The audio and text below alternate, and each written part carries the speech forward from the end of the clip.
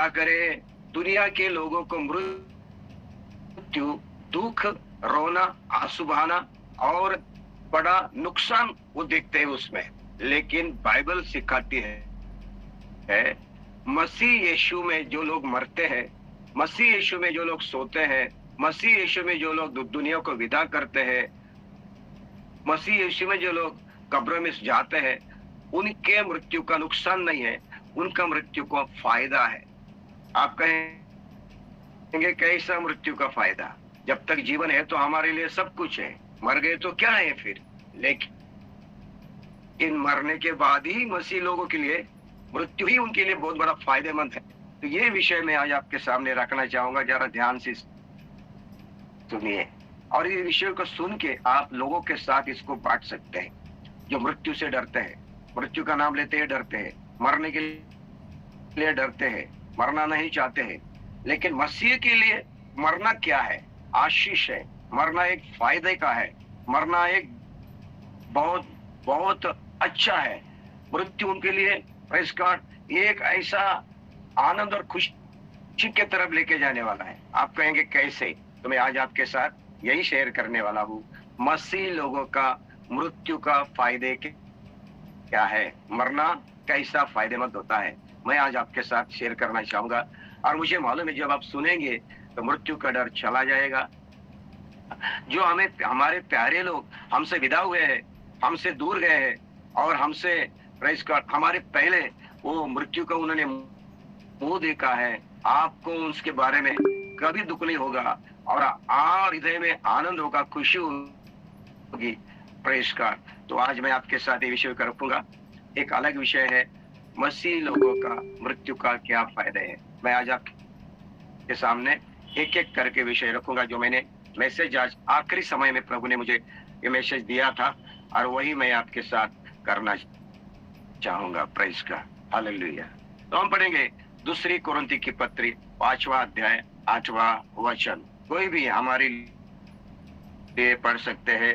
दूसरी कुरिन्थी की पत्री और 5वां अध्याय 8वां वचन लिखा है, इसलिए हम ढाढ़स बांधते रहे और देश से अलग होकर प्रभु के साथ रहना और भी उत्तम समझते हैं। आमीन। और ये इसीलिए हम ढाढ़स बांधे रहते हैं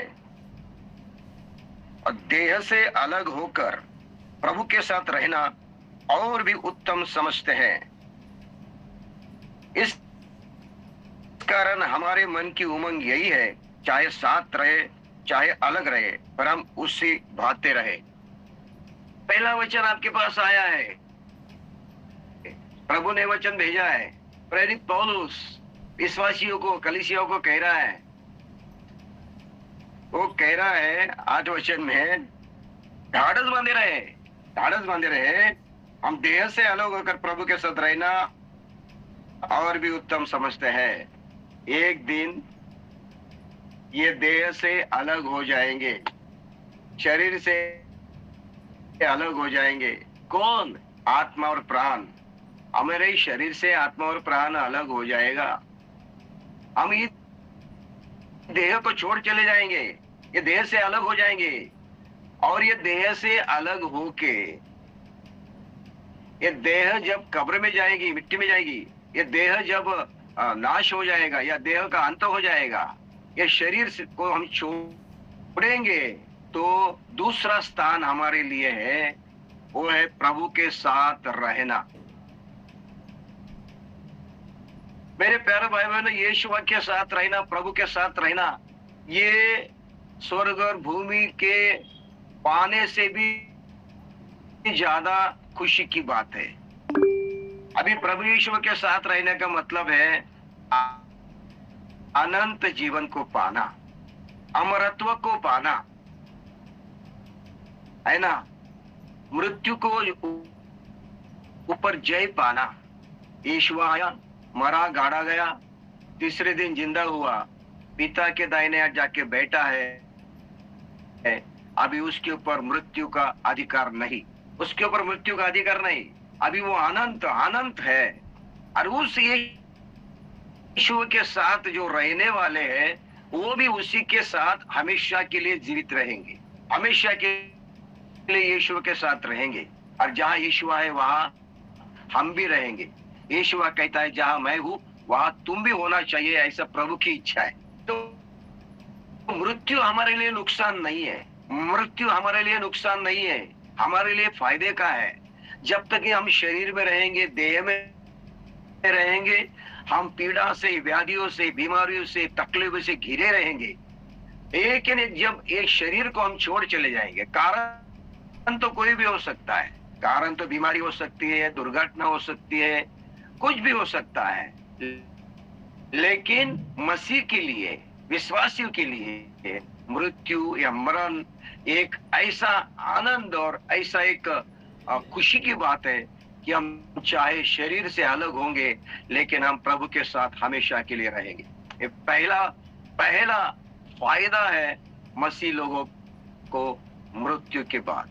अगर आपसे कोई आपके प्यारा व्यक्ति यीशु को विश्वास करके, प्रभु को प्रभु मान के, यीशु के नाम से उद्धार पाके आपसे समय से पहले विदा हुआ, बीमारी से हो, दुर्घटना में हो, कोई परेशानी से हो, आपसे और मुझसे विदा हुआ है, लेकिन वो यीशु को पाके चला गया है, तो ढाढ़स बांधे रहे, ढाढ़स बांधे रहे, परेशान मत हो, दुखी मत हो, अपने आत्मा में ढाढ़स बांध के कहो कि मेरा प्यारा व्यक्ति प्रभु यीशु के साथ रहता है, प्रभु के साथ है। सुन रहे क्या आप लोग मेरे प्यारे भाई बहनों? मृत्यु का नुकसान, मृत्यु का दुख, मृत्यु की परेशानी, मृत्यु का डर उन लोगों को है जिन्होंने यीशु को ग्रहण नहीं किया, जिन्होंने यीशु के नाम से उद्धार नहीं पाया, जिन्होंने यीशु को अपना प्रभु नहीं माना, जिन्होंने यीशु को नहीं पहचाना, नहीं जाना, उनके लिए शायद मृत्यु का डर भयानक होगा। क्योंकि यहाँ पे लिखा है एक बार मरना है, बाद में न्याय होना है। शायद न्याय हो जाएगा, लेकिन बाइबल सिखाती है, रोमियो की पत्री 8वां अध्याय पहला वचन पढ़ेंगे। रोमियो की पत्री 8वां अध्याय पहला वचन पढ़िए। अतः अब जो मसीह यीशु में है उन पर दंड की आज्ञा नहीं, क्योंकि वे शरीर के अनुसार नहीं वरन आत्मा के अनुसार चलते हैं। आमीन, आमीन, हालेलुया। क्या बात है, क्या सामर्थ्यशाली वचन आज हमारे लिए प्रभु ने दिया है। यहाँ पे लिखा है अब अतः जो मसीह यीशु में है उन पर दंड की आज्ञा नहीं, क्योंकि वे शरीर के अनुसार नहीं वरना आत्मा के अनुसार चलते हैं। हर मसीह व्यक्ति, यीशु को पाए व्यक्ति, यीशु में जी रहा व्यक्ति, यीशु को प्रभु मान के अपने जीवन को व्यतीत करने वाला व्यक्ति शरीर के अनुसार नहीं, आत्मा के अनुसार चलते हैं। और ऐसे आत्मा के अनुसार चलने वाले व्यक्ति के ऊपर दंड की आज्ञा नहीं। जो मसीह में है, मसीह को पाया है, यीशु में है, आत्मा के अनुसार चलते हैं, यीशु में जी रहे हैं, ऐसे लोगों के ऊपर दंड की आज्ञा नहीं आएगी, न्याय का अनुभव नहीं आएगा। ये लोग दंड से मुक्त हुए हैं। आप लोग मेरी बात सुन रहे क्या? एक बार मरना फिर न्याय होना है, लेकिन मसीह में है जो, वो लोग दंड से बच गए हैं। वो यीशु मसीह के साथ रहते हैं। तो पहला फायदा मसीह लोगों का मृत्यु का यही है कि वो यहाँ से छूटकर, देह से अलग होकर प्रभु के साथ है, प्रभु साथ रहेंगे। इसलिए ढाढ़स बांधो। अभी मुझे और आपको मृत्यु का डर नहीं है, मरने के लिए नहीं डरना। आने दो, कभी भी आ सकता है, कैसे भी आ सकता है, आने दो। लेकिन मेरा उद्धार हुआ, यीशु का मैंने पाया, यीशु का आत्मा पाया, यीशु का जीवन पाया, तो मैं देह से अलग होऊंगा लेकिन यीशु के साथ हमेशा के लिए रहूंगा। तो प्रभु के साथ रहने के लिए मसीह लोगों को इस देह को छोड़ना होगा। एक दिन हो जाएगा ऐसा, लेकिन मेरे लिए बेनिफिट है, मेरे लिए फायदा है, मेरा कोई नुकसान नहीं। चाहे मैं जिए और रहे, वो कहते हैं कि चाहे हम यहाँ रहे या ना रहे, यहाँ जिए या ना रहे, हम प्रभु के हैं और प्रभु के साथ रहेंगे। प्रेस का अगर आप परिवार में से कोई अकाली मृत्यु हो गया है, समय से पहले मृत्यु हो गया है, और वो विश्वासी था, प्रभु को मानता था, तो धाड़स बांधिए, डरना नहीं, रोना नहीं, परेशान नहीं होना। प्रेस का वो प्रभु के साथ है, ऐसे हमारा विश्वास है और बाइबल भी कहती है। ये पहला फायदा हमारे लिए है।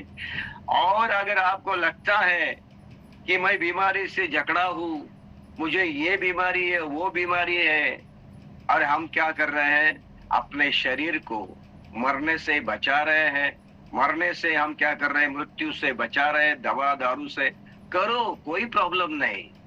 परमेश्वर नहीं चाहता कि आप अकाली मृत्यु आ जाए। मैं यीशुआ के नाम से ऐसी घोषणा करता हूँ आपके जीवन के ऊपर, यीशुआ के नाम से प्री मैच्योर डेथ, अकाली मृत्यु को यीशुआ के नाम से मैं रिजेक्ट करता हूँ। यीशुआ के नाम से अकाली मृत्यु मैं यीशुआ के नाम से रिजेक्ट करता हूँ, उसको कैंसल करता हूँ। ऐसे मैं आज यीशुआ के नाम से घोषणा करता हूँ। आमेन, हालेलुया। प्यारे भाई बहनों, प्रेस गॉड, हम अपने जीवन को बचाने के लिए बहुत कोशिश कर रहे हैं। करो, कोई प्रॉब्लम नहीं, जियो। लेकिन आपको मालूम है क्या, परमेश्वर ने आपके और मेरे जीवन की आयु के दिन गिन के रखे हैं। हम हमारी आयु की वो दूरी को हम सीमा को लांघ नहीं सकते हैं। अय्यूब की किताब 14 अध्याय पढ़ेंगे। अय्यूब की किताब 14 अध्याय जरा ध्यान से पढ़िए, वहां पे प्रभु का दास क्या कहता है हमें। तो ये जो आज का जो मैसेज है वो आप जरा ध्यान से सुनिए, और जो यहाँ पे बने रहेंगे ना, वो फायदे में रहेगा, नुकसान में नहीं रहेगा। और ये दुनिया में हम जीते वक्त कितने परेशान हैं, कितने निराश है, कितने दुखी हैं, कितने कष्ट कर रहे हैं, कितने कष्ट में हैं, कितने समस्या में जूझे हैं, है ना, कितने संकट में जी रहे हैं, आंसू बहा रहे हैं, है ना, नींद नहीं आ रही है, परेशान हुए हैं। और इस परेशानी से, इस समस्या से, दुख से एक दिन हमें छुटकारा चाहिए। 14 अध्याय, और उसमें हम लिखते हैं, देखो, प्रेज गॉड, आमेन। और मुझे लगता है 5वां वचन पढ़िए। ओके। 5वां वचन, मनुष्य के दिन नियुक्त किए गए हैं और उसके महीने की गिनती तेरे पास लिखी है। आमेन। हाँ, मनुष्य के दिन नियुक्त किए गए हैं और उसके महीनों की गिनती तेरे पास लिखी है। तूने उसके लिए ऐसी सीमा बांधी है जिसे वो पार नहीं कर सकता। आपके मेरे जीवन की जो सीमा है, और हमारे महीने के दिन, और हमारी आयु के दिन, ये सारे परमेश्वर ने गिन के रखे हैं और उसकी सीमाएं बांध के रखी है। उसको मनुष्य पार नहीं कर सकता। मेरे लिए परमेश्वर ने जितने दिन धरती के ऊपर दिए हैं, जितने दिन मेरे लिए नियुक्त किए हैं, जितने मेरे जीवन की सीमा मुझे रखी, तैयार करके रखी है, उसको मैं पार नहीं कर सकता। ये परमेश्वर के हाथ में। दुनिया के हर मानव के जीवन की आयु के दिन प्रभु ने गिन के रखे हैं, उसकी आयु की सीमा तैयार करके रखी है, उसके दिन नियुक्त करके रखे हैं। ये बाइबल सिखाती है, उससे वो पार नहीं कर सकता। 70, 50, 45, 60, 80, 90, 100, वैसा तो बाइबल में पाप होने के बाद परमेश्वर बोला मूसा को, भाई, कि ये अभी बहुत पाप बढ़ रहे हैं। पहले सबसे ज्यादा आयु में जीने वाला व्यक्ति था मेतुशेलह, जो 969 साल जिया दुनिया में। अगर आज ऐसा 969 साल, 900 साल अगर आपको और मुझे आयु मिलती ना, ये दुनिया में है ना, मनुष्य भर जाता। 900 साल में मैंने कितने बच्चे पैदा किए होते, पता ही है कितने बच्चे। तो ये दुनिया पूरी, आकाश धरती पूरी मनुष्य से भर जाती। चलने के लिए और रेंगने के लिए और सोने के लिए जगह नहीं मिलती, इतनी ज्यादा भीड़ हो जाती है ना। लेकिन परमेश्वर पिता मूसा को बोला, भाई, अभी बहुत ज्यादा हो गया है, बहुत मनुष्य पाप कर रहा है, इतना ज्यादा उसको आयु देना नहीं चाहिए। अभी उसकी आयु घटा के मैं 120 तक करूंगा, ज्यादा से ज्यादा 120। तो मुझे लगता है ज्यादा से ज्यादा लोग 110 या 105 या 100 तक जाते हैं। 120 तक जिया हुआ उसके बाद कोई व्यक्ति होगा मुझे नजर नहीं आता। लेकिन ध्यान दीजिए, आयु की सीमा घटा दी, नियुक्त की गई, दिन गिने हुए हैं हर एक व्यक्ति के, इससे हम लांग नहीं सकते। लेकिन प्रभु यीशुआ ने आपके लिए और मेरे लिए धरती के ऊपर जितने भी हमारे दिन हैं, जितने भी आयु है, जितने दिन हम धरती पे रहेंगे, शरीर में रहेंगे, यहाँ से मसीह में सोए व्यक्ति शरीर को छोड़ चले जाएंगे, लेकिन प्रभु में हमेशा के लिए रहेंगे। ये पहला फायदा है आपको और मेरे लिए, प्रेस का। इसलिए धाड़स बांधे रहे, है ना। आपको लगता है मेरा प्यारा व्यक्ति मेरे से दूर हो गया और मैं अभी अकेला हूँ, अकेली हूँ, क्या करे, परेशान है, कोई सहारा नहीं, कोई नहीं। यीशुआ कहता है धाड़स बांधो, निराश मत हो। परमेश्वर ने उनके लिए इतनी आयु थी, हो गई, लेकिन वो प्रभु में सो गए तो प्रभु के साथ वो हमेशा के लिए। अभी प्रभु के साथ रहने वाला व्यक्ति कैसा होगा? बीमार होगा, परेशान होगा, दुखी होगा, निराश होगा, रोने वाला होगा, आंसू बहाने वाला होगा, व्याधि से भरा होगा? नहीं, यीशुआ के पास रहने वाला व्यक्ति यीशुआ जैसा ही होगा। ना बीमारी, ना परेशानी, ना व्याधि, ना रोना, ना झमेला, ना समस्या, यहाँ से वो उसके साथ है। ढाढ़स बांधो, प्रभु यीशुआ को धन्यवाद। इसीलिए हम चाहे जिए या मरे, चाहे रहे या चले जाए, हमारे लिए यीशुआ ने मृत्यु के बाद एक फायदे की बात रखी है। हमारा नुकसान कुछ नहीं होगा, क्योंकि हम प्रभु कहता है कि जो मसीह में है उनके ऊपर न्याय का विषय नहीं आएगा, दंड की आज्ञा नहीं आएगी। ये पहला फायदा है यीशु में सो और मरने के बाद हमारे लिए मिलने वाला है। तो आज अभी तक किसी ने अगर यीशुआ का जीवन नहीं पाया, यीशुआ के द्वारा उद्धार नहीं पाया, अभी तक यीशुआ को प्रभु नहीं माना, अभी तक यीशुआ को अपने जीवन में नहीं लिया, अभी तक यीशुआ के द्वारा अपने जीवन को नहीं बदला, अभी तक यीशुआ के सामने आके अपने शरीर के कामों को मारा नहीं और आत्मा से नहीं जी रहे हैं, तो आज आपके लिए एक मौका है, एक अवसर है इस मंच के द्वारा कि अपने जीवन को धन्य करो, अपने जीवन को प्रेस कर सुरक्षित करो यीशुआ में, नहीं तो नाश निश्चित है। आज एक निर्णय आपको लेना चाहिए। दूसरा फायदा मैं आपके साथ बताना चाहूंगा। पहला फायदे को आपने सुना है, हम यीशुआ के साथ रहेंगे। दूसरा फायदा मृत्यु का, मसीह लोगों का मृत्यु का फायदा क्या है? दुनिया वाले के लिए तो नुकसान है, दुख है, परेशानी है, रोना है। हमारे लिए क्या है मैं आपको बताऊंगा। दूसरा फायदा, प्रेज कर, हम पढ़ेंगे हालेलुया इब्रानी की किताब 12 अध्याय 23वां वचन। पप्पू भाई, इब्रानी की किताब 12 अध्याय 23वां वचन पढ़े।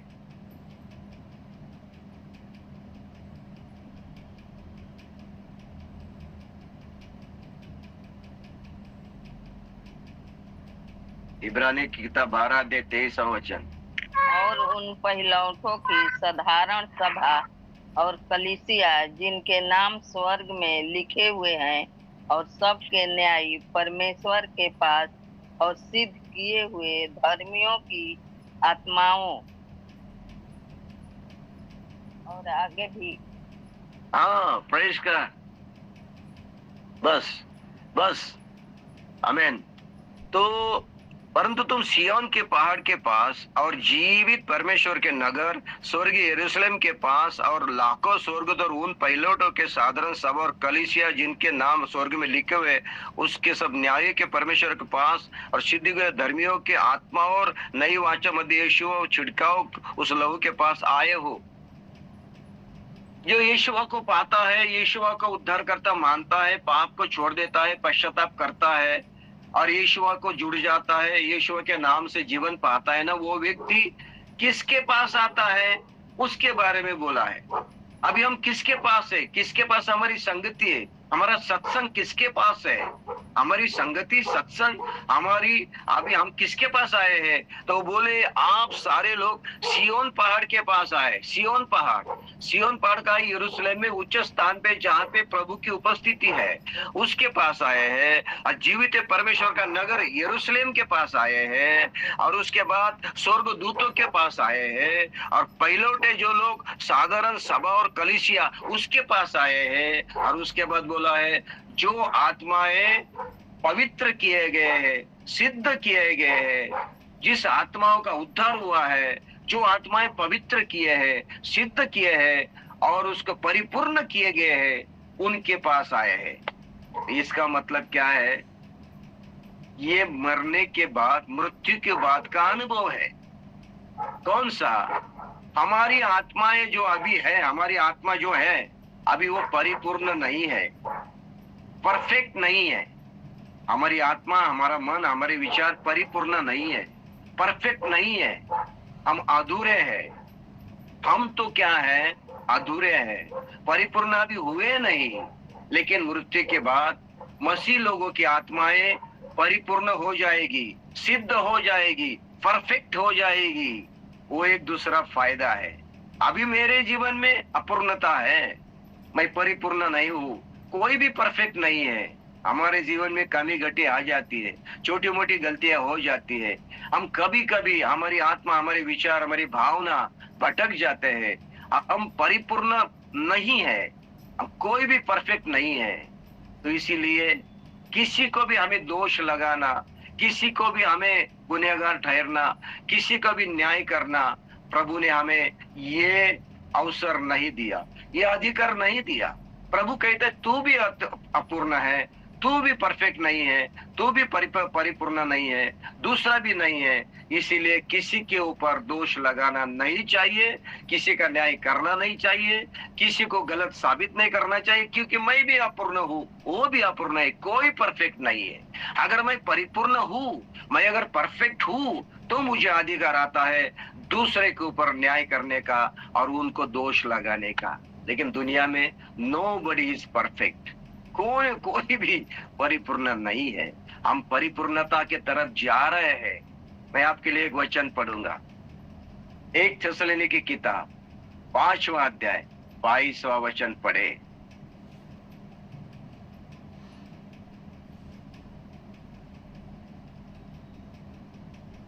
एक थिस्सलुनीकी की किताब 5वां अध्याय 22वां वचन।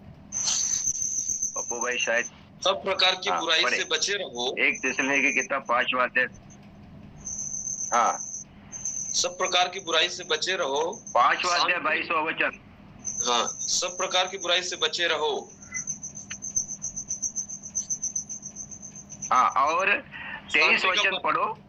हाँ, शांति का परमेश्वर आप ही तुम्हें पूरी रीति से पवित्र करे और तुम्हारी आत्मा और प्राण रुको, हमारे प्रभु यीशु मसीह के आने तक रुको। हाँ, ओके। यहाँ पे लिखा है शांति का परमेश्वर आप ही तुम्हें पूरी रीति से पवित्र करो, पूरी रीति से पवित्र करो, परिपूर्ण। ये परिपूर्णता की तरफ हम जा रहे हैं। हमारी यात्रा वहां तक है जहां परिपूर्णता की तरफ है। अभी तक हम पूरी रीति से पवित्र नहीं हुए। परमेश्वर ने हमें पवित्र किया, हमें शुद्ध किया, हमें पाप से धो दिया, लेकिन परिपूर्णता की तरफ हम तभी जाएंगे जब हम इस शरीर को छोड़ेंगे, यहां से विदा होंगे, तभी हमें परिपूर्णता मिलेगी। हमारी आत्मा को सिद्ध हो जाएगी, हमारी आत्मा परिपूर्ण हो जाएगी। सिद्ध आत्मा बोलने से परिपूर्ण, परफेक्ट आत्मा वो हो जाएगी। और उधर तो हम क्या करे जा रहे हैं। और अभी लिखा है तुम्हारी आत्मा और प्राण और देह हमारे प्रभु यीशु मसीह के आने तक पूरे और निर्दोष सुरक्षित रहे। जब यीशु मसीह आएगा, प्रभु आएगा, मेरा प्राण, मेरी आत्मा, हमारा शरीर पूरी रीति से पवित्र हो जाएगा, परिपूर्ण हो जाएगा। अभी अधूरा है कि नहीं? अभी अधूरा है। जब तक इस शरीर में है ना, तब तक हम अधूरे हैं।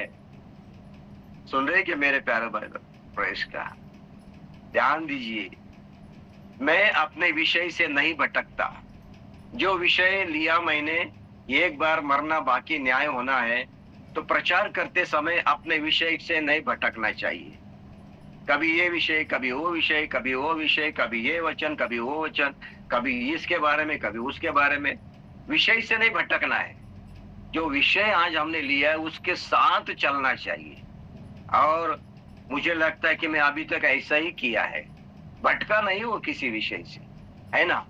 तो आज वो विषय को पकड़ के मैं आपके साथ चल रहा हूं कि दूसरा फायदा है कि हमारी आत्मा सिद्ध बन जाएगी, परिपूर्ण हो जाएगी, प्राण शरीर आत्मा शुद्ध हो जाएंगे, पूरी रीति से पवित्र हो जाएंगे। उसके तरफ हम जा रहे हैं। और एक दिन जब हम धरती को छोड़ चले जाएंगे, शरीर को छोड़ जाएंगे, तो हमारी आत्माएं वहां पे परिपूर्ण। ये दूसरा फायदा है मसीह लोगों का मृत्यु का। इसलिए आपके माता पिता मसीह होके यीशु की सेवा करके आपसे पहले विदा हो गए हैं, तो ये समझ लेना, ढाढ़स बांधना, हृदय में धन्यवाद देना, प्रभु की महिमा करना कि उनकी आत्माओं को प्रभु तूने सिद्ध किया है। अभी वो यरूशलेम के पास, सिय्योन पहाड़ के पास, लाखों स्वर्गदूतों के पास, पवित्र लोगों के पास गए हैं। हे प्रभु धन्यवाद। इसीलिए मसीह लोग जो होते हैं ना, उद्धार पाए कोई मसीह व्यक्ति, अपने प्यारा व्यक्ति धरती को छोड़ चला जाता है, तो उसके रिश्तेदार ज्यादा करके शोक नहीं करते, ज्यादा करके रोते नहीं, आंसू बहाते हैं, दुख तो होता है, लेकिन आत्मा में वो ज्यादा शोक नहीं करते। वो हमेशा आत्मा में धन्यवाद ही देते हैं कि प्रभु हमारा प्यारा व्यक्ति तेरे में सो गया, और हमें आनंद है, हमारे पहले तुझे मिलने आ रहा है, हमारे पहले तेरे साथ रहने आ रहा है, हमारे पहले उसकी आत्मा सिद्ध हो रही है। Praise God Jesus. बाइबल भी कहती है ना, शोक मत करो। ये दूसरा फायदा है मृत्यु का। आज आप परेशानी नजर आते हैं, आपको दुख हो रहा है, आपको अकेलापन महसूस हो रहा है, आज आपको बहुत ऐसा लगता है मैं अधूरा हूँ, अधूरी हो गई हूँ। नहीं मेरे प्यारे बहन, ढाढ़स बांधो। आगे का वचन फायदा मैं आपके लिए पढ़ना चाहूंगा। Praise God. और हम पढ़ेंगे प्रकाशित वाक्य 14 अध्याय 13 वचन। प्रकाशित वाक्य 14 अध्याय 13 वचन। अभी ये जो मैसेज आप सुन रहे हैं, तो आप ये मैसेज सुन के इसको ध्यान में रखो, याद करो, और इस मैसेज को याद करके रखो, दिमाग में बिठा दो। आपको मौका मिलेगा शव संस्कार में जाने के लिए, मृत्यु के घर में जाने के लिए, आंसू बहाने वाले लोगों के पास जाने के लिए। तो आप उन लोगों को सांत्वना आपके शब्दों से नहीं दे सकते, किसी को भी आप सांत्वना शब्दों से नहीं दे सकते, लेकिन वचन ही लोगों को सांत्वना दे सकता है। इसीलिए आपके पास ये मैसेज होना चाहिए। एक दूसरे को प्रेज़ गॉड सांत्वना देनी चाहिए, एक दूसरे को धीरज देना चाहिए। ये जरा ध्यान में रखिए। आज हम यहाँ पे इतने जीवन के लिए पकड़ के रखे हैं। प्रभु कहता है एक दिन तुझे ये छोड़ना ही पड़ेगा, तू चाहे ना चाहे तुझे जाना ही पड़ेगा। तू कितना भी चाहे मुझे नहीं जाना है, मुझे नहीं जाना है, लेकिन तेरे आयु के दिन खत्म, तुझे जाना ही पड़ेगा, कोई रोक नहीं सकता। ऐसा होने वाला है मेरे प्यारे बात। मैं भी इंतजार कर रहा हूँ धीरे धीरे प्रेस का।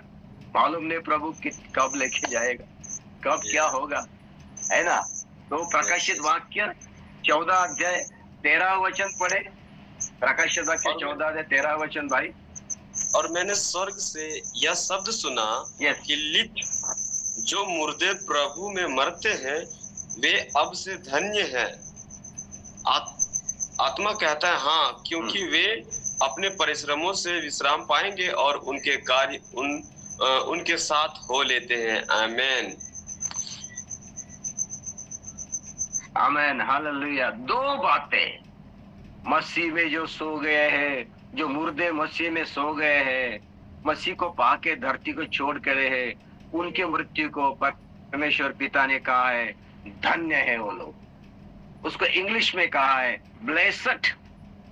और ब्लेसड का मतलब है आशीषित, धन्य हो गए वो लोग। आपके और मेरे प्यारे व्यक्ति, बहुत प्यारे व्यक्ति, हमारे परिवार के लोग यीशु मसीह में सो गए हैं, यीशु मसीह में चले गए हैं, शरीर से अलग हो गए हैं, तो वो लोग धन्य हो गए हैं। वो ब्लेसड है, आशीषित है। और वाक्य लिखा है वो अपने विश्राम, अपने परिश्रम से छूट गए हैं, उनको विश्राम मिला है। हम बोलते हैं कभी हमें विश्राम मिलेगा, कभी हमें विश्राम मिलेगा। ये जिंदगी में कभी विश्राम नहीं है, कभी भी हमें विश्राम नहीं है, आराम नहीं है। क्या करे, हर दिन कष्ट, परेशानी, काम काम, ये वो। अरे एक दिन विश्राम का समय है, अनंत विश्राम का, हमेशा के लिए विश्राम का समय है, आत्माओं का विश्राम पाने का समय है। और वो कब आएगा? मृत्यु के बाद ही आएगा, मरने के बाद ही आएगा। यीशु मसीह में सो गए, यीशु मसीह में मर गए, वो लोग धन्य हैं। ऐसे लोगों की आत्मा विश्राम से विश्राम पाती है, परिश्रम से, कष्टों से, दुख से, बीमारी से, समस्या से छुटकारा पाते हैं और हमेशा के लिए विश्राम पाते हैं। कैसा अनुभव रहेगा? वो अनुभव कैसा रहेगा? पूरा आत्मा को, शरीर को विश्राम है, शांति है। ओ हालेलुया, महानिर्वाण है, परिपूर्ण शांति है। इच्छा से, आग्रह से, बड़े तृष्णा से, भूख प्यास से छुटकारा। आत्मा और प्रभु की आत्मा एक हो गई, प्रभु के साथ हम विलीन हो गए, अनंत में विलीन हो गए, प्रभु के साथ जुड़ गए। कैसा अनुभव होगा वो, कैसा अद्भुत नजारा होगा। विश्राम पा रहे हैं। सुन रहे क्या? तीसरा फायदा, परिश्रम से विश्राम पाना।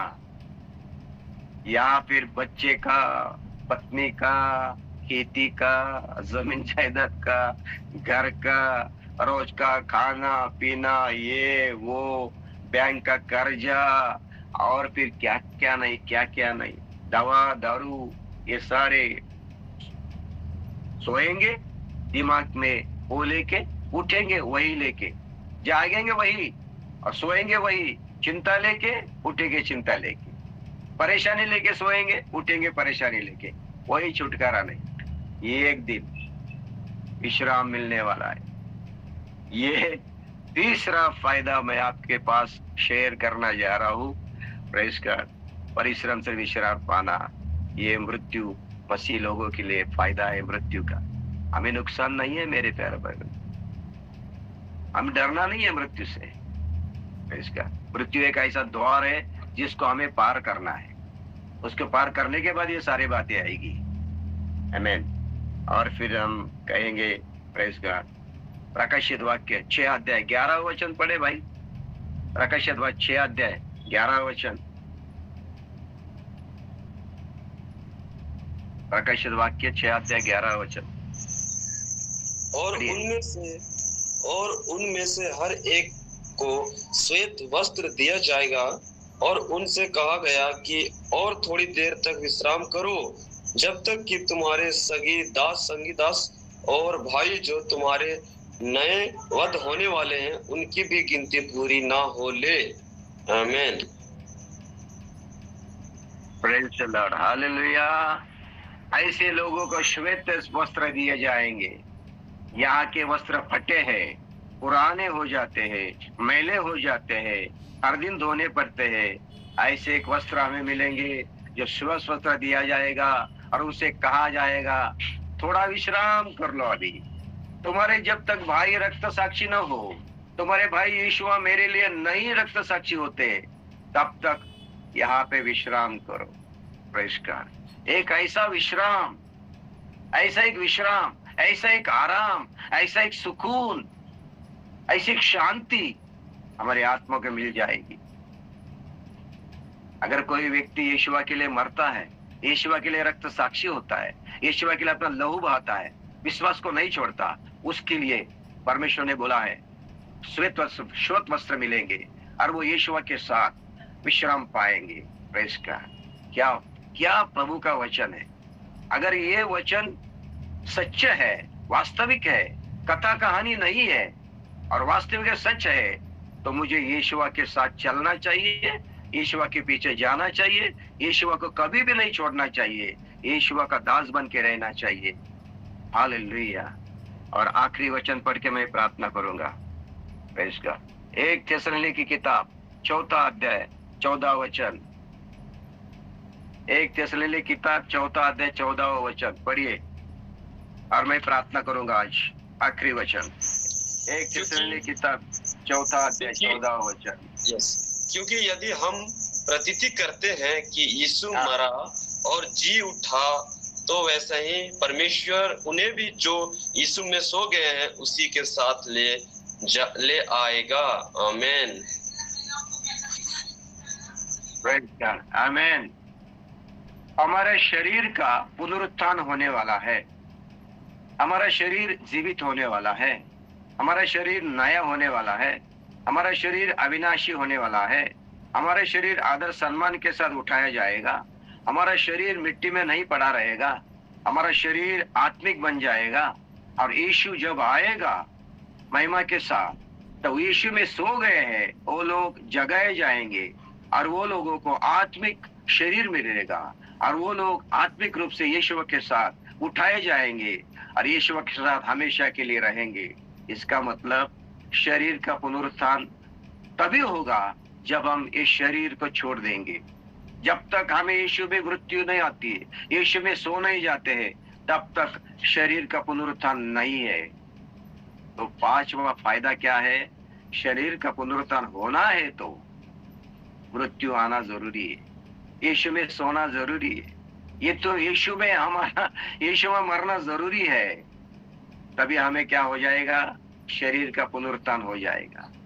देखो, जो उद्धार नहीं पाए उनका भी पुनरुत्थान होगा, लेकिन वो न्याय के लिए उठाए जाएंगे।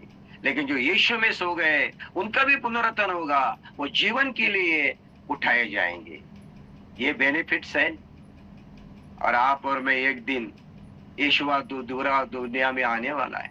जब वो आएगा महिमा के साथ, प्रधान दूत तुरई का साव आवाज गूंजेगी, तुरई बजेगी, और जो आवाज सुनेंगे यीशु में जो सोए हैं वो जी उठेंगे और यीशु के साथ क्षण में बदल जाएंगे, आत्मिक रूप धारण करेंगे और यीशु के साथ हमेशा के लिए रहेंगे। मैंने 1, 2, 3, 4, 5 फायदे बताए। फिर हमें मरने के लिए डरना है क्या? मरे हुए के लिए हमें रोना है क्या? ढाढ़स बांधो, आनंद करो, खुशी मनाओ। एक दिन हमारे लिए प्रभु जरूर आएगा। प्रभु यीशु के नाम से आप सभी भाई बहनों को प्रभु आशीष करे। जिन्होंने अभी तक यीशु को ग्रहण नहीं किया, यीशु के नाम से बपतिस्मा नहीं लिया, जिन्होंने अभी यीशु को प्रभु नहीं माना, जिन्होंने अपने पाप को नहीं छोड़ा, अभी तक यीशु में यीशु के साथ जुड़े नहीं, ऐसे सारे लोगों के लिए आज हम निमंत्रण देते हैं। आपको यहाँ पे अवसर देते हैं, मौका देते हैं। यीशु को ग्रहण करो, यीशु के ऊपर विश्वास करो, यीशु को प्रभु मानो, विश्वास करो, यीशु को जीवन में ले लो। ये आपकी मर्जी है, हमने तो आपके सामने रखा है, आपकी मर्जी है, आपकी इच्छा है, करना या ना करना। प्रभु यीशु आपको आशीष करे। धन्यवाद, थैंक यू। मैं प्रार्थना करने जा रहा हूँ। पिताजी, यीशु के नाम से आज प्यारे भाई बहनों को हम तेरे हाथ में देते हैं। यीशु यहोवा पिता पवित्र आत्मा, तूने हमसे बात की है प्रभु। तू आया, मरा, गाड़ा गया, तीसरे दिन जिंदा हुआ, पिता के दाहिने हाथ बैठा है। यीशुआ, जो यीशुआ तेरे में सो जाते हैं, तेरे में मर जाते हैं, वो भी ऐसे ही जिलाए जाएंगे, विश्राम पाएंगे, तेरे साथ रहेंगे और प्रभु सारे परिश्रम से छुटकारा पाएंगे, परिपूर्ण हो जाएंगे। यीशुआ, हम विश्वास करते हैं तो आने तक हम जी उठेंगे। धन्यवाद पिताजी, यीशुआ इस वचन के लिए, इस आशा के लिए, इस धीरज के लिए, तेरे प्यार और मोहब्बत के लिए। यीशुआ, यहाँ पे जुड़े हुए हर व्यक्ति नाश ना हो और प्रभु तेरे न्याय में ना आए, लेकिन प्रभु तेरे साथ जीवन पाए। ऐसे सारे लोगों को मैं तेरे हाथ में देता हूँ यीशुआ। प्रभु धन्यवाद, यीशुआ के नाम से मांगते हैं। आमीन, आमीन, आमीन। प्रभु यीशु आपको आशीष करे और आज का दिन आपके लिए बहुत बहुत बरकत रखे। प्रेज गॉड, थैंक यू, धन्यवाद। अगर आपको कैसा आज का संदेश लगा है, मैसेज आपको कैसा लगा, प्रभु ने आपसे क्या बात की, क्या आपके दिल में प्रभु ने धाड़स दिया, आपके दिल में प्रभु ने शांति दी, आनंद दी, खुशी दी, अगर ऐसा अनुभव आया है तो आप 2 शब्दों में यहाँ पे अपना माइक खोल के बता सकते हैं। आमीन। Thank you pastor ji, thank you. Praise the Lord, hallelujah. बोलिए खुदावंत यीशु मसीह की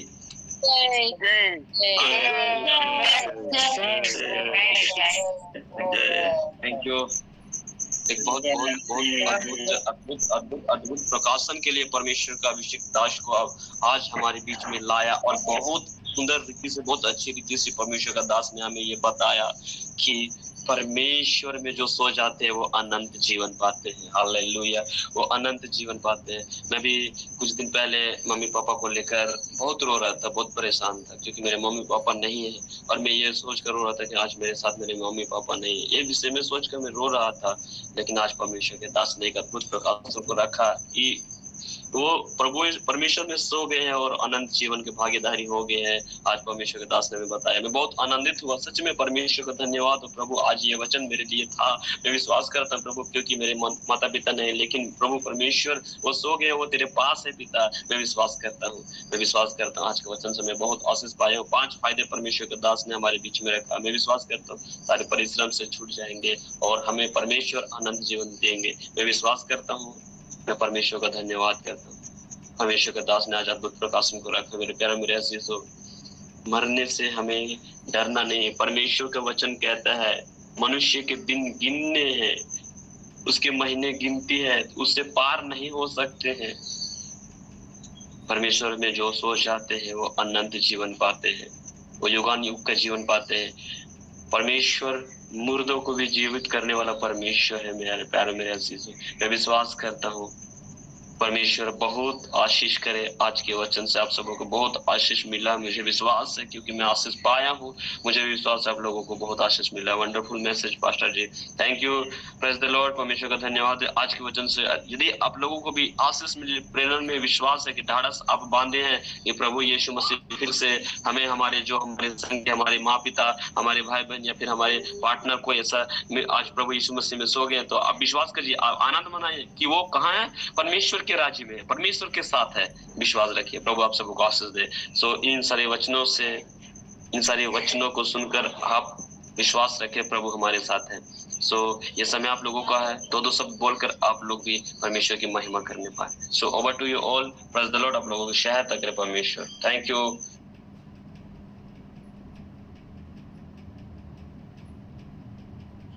प्रभु को धन्यवाद करते हैं। आप सबों को जय मसीह की।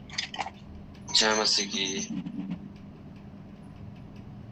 प्रभु को मैं बहुत बहुत धन्यवाद करती हूँ कि आज का इस नए सुबह नए दिन में एक बहुत सुंदर वचन, एक अद्भुत वचन से प्रभु का दास ने हम सबों को बतलाए और उन वचनों से मैं आशीष को पाई। सचमुच में ये मरने के बाद हमें क्या मिलने वाला है, उसके फायदे प्रभु का दास ने हम सबों को गिनवाए। और उन सारे वचनों से जो जितना भी इब्रानी से शुरू हो करके 1 थिस्सलुनीका 4:14 अध्याय वो लास्ट हमारा प्रभु का दास ने हमें बताए। इन सारी बातों को प्रभु ने हमारे बीच में साझा किए। इन सारी बातों से मैं अवगत हुई कि सचमुच में प्रियो, आज हम मसीह को जानते हैं तो हमारे जीवन में क्या होने वाला है उससे भी हम परिचित हैं, और जो मसीह में नहीं है वो मरने के बाद हम कहाँ जाएंगे, क्या होगा, उन चीज़ों को नहीं जानते हैं। लेकिन आज हम मसीह में होने के बाद भी इन सारी चीज़ों को क्या फायदा है, क्या नुकसान है, उसको हम लोग नहीं समझ पा रहे थे। लेकिन प्रभु का भक्तदास ने आज हमें फायदा के बारे में गिनवाए। और आज सचमुच में हमारे दिन गिने हुए हैं। हमारा जितना दिन इस पृथ्वी में रहना है, जीना है, वो दिन गिने हुए हैं। लेकिन हम उस दिन को नहीं जानते हैं जो जिस दिन मेरा इस पृथ्वी से विदा होना है, लेकिन आज नहीं, कल नहीं, हर कोई को इस पृथ्वी से जाना ही है। ये इस पृथ्वी में हम मेहमान की तरह आए हैं, तो आज हमें किस तरह से रहना है, कैसे रहना है, ये चीज को भली भांति समझने की जरूरत है, जानने की जरूरत है। और एक दूसरे से हम कैसे रहना है, इस चीज को हम लोग को जानने की जरूरत है, ताकि जितने हमारे प्रभु का भक्तदास ने फायदा गिनवाए, उस फायदा का लाभ हमें मिल सकता है। यदि हम उन चीजों को हमारे व्यवहारिक जीवन अभी इस जगत में है, उसको हम नहीं समझेंगे, नहीं सुधारेंगे, नहीं प्रयास करेंगे, तो हमें ये फायदा मिलने वाला नहीं है। लेकिन निश्चित रूप से हमें ये चीज विश्वास है, जितने यहाँ उपस्थित हैं उन मसीही भाई बहनें सभी कोई इस चीज को जानते हैं कि हमें मरने के बाद क्या करना है। एक दिन हर एक कोई उस न्याय का मैदान में खड़े होंगे। हमारे जितने भी इष्ट कुटुंब पूर्वज हमारे चले गए हैं, उन सब के साथ हमारी मुलाकात होगी। प्रभु को धन्यवाद हो। इन सारे वचनों से मैं आशीष को पाई, और मैं थोड़ा देरी के लिए सोचने लगी कि सचमुच में हम इस संसार में हैं, लेकिन कितनों ने इन चीज को नहीं जानते हैं। ये चीज के लिए हम थोड़ा देरी के लिए सोचते रहे, और प्रभु का भक्तदास ने आज इन सारे वचनों से हमें अवगत कराया है। तो हमें अपने तक ही सीमित रखने की जरूरत नहीं है, अपने तक ही सीमित हम ना रखें। हमें जो फायदा और जो हमारे प्रभु का भक्तदास ने बतलाए, उनके संबंध में औरों को भी बताने की आवश्यकता है, ताकि लोग जाने कि हमारे जीवन क्या है, हमारे जीवन कैसा होना चाहिए। इन चीजों को औरों को भी सिखाने की जरूरत है, ताकि उन सारी चीजों से सभी लोग अवगत हों और ये जीवन को बेहतर रीति से अपना जीवन व्यतीत कर सके, और इन प्रतिफलों को उन लोग भी पा सके, ताकि हर एक कोई इस जीवन का जो न्याय का दिन के लिए जो होना है, उस फायदे में वो भी शामिलित हो सके। प्रभु को धन्यवाद हो। प्रभु को भक्तदास को मैं धन्यवाद करती हूँ कि प्रतिदिन का जीवन में अपनी बहुमूल्य संदेश को लेकर हमारे बीच में साझा करते हैं। वो हमारे जीवन के लिए काफी लाभदायक साबित होता है, और हमें एक ढाढ़स हिम्मत देता है और आगे बढ़ने के लिए प्रेरित करता है। प्रभु को धन्यवाद हो। और प्रभु का भक्तदास के लिए हमेशा हम सबों को प्रार्थना की आवश्यकता है। धर्मी जन की प्रार्थना से सब कुछ हो सकता है। उनके जीवन के हर एक घटी कमी और उनका स्वस्थ जीवन के लिए हमें प्रार्थना की आवश्यकता है, और हमें प्रार्थना में स्मरण करना है उनका जीवन भली भांति सुरक्षित रहे और हर एक चीजों की घटी कमी को प्रभु पूरा करे। धन्यवाद। जय मसीह की।